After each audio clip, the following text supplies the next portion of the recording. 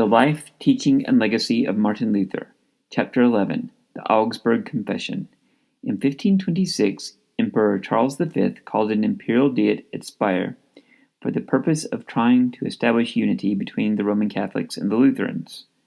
At this first Diet of Speyer, the German princes decided to suspend the Edict of Worms. They also drew up a declaration stating that each was to live and rule his principality in such a way that he would not be afraid to answer to God for his actions. In 1529, a second Diet of Speyer took a different tack. At that point, there was a renewed threat of imperial intervention within Germany for the purpose of restoring order. Some German princes, who until then had been fairly moderate, joined the ranks of the staunch Catholics. They thought that if they reaffirmed their Roman Catholic faith, the emperor would not find grounds to lessen their authority. The result was that the Edict of Worms, which condemned Luther and his writings, was reaffirmed. This prompted the Lutheran princes to present a formal protest. These princes, and those who followed them in opposing the Roman Catholic Church for biblical reasons, were thereafter called Protestants.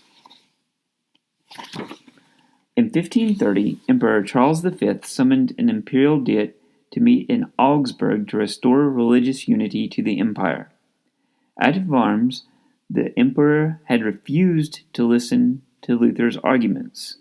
But now, in view of the continued resistance of some German princes and the emperor's urgent need to present a unified front against the Turkish Empire, he requested an orderly exposition of the points at issue. The Protestants were asked for a summary statement of their position. Philip Melanchthon, Luther's friend and most prominent follower, drafted this summary of Protestant teaching. This document that Melanchthon drafted is now known as the Augsburg Confession. When first drawn, the Augsburg Confession was only intended to represent the teachings affirmed by the Protestants of Saxony.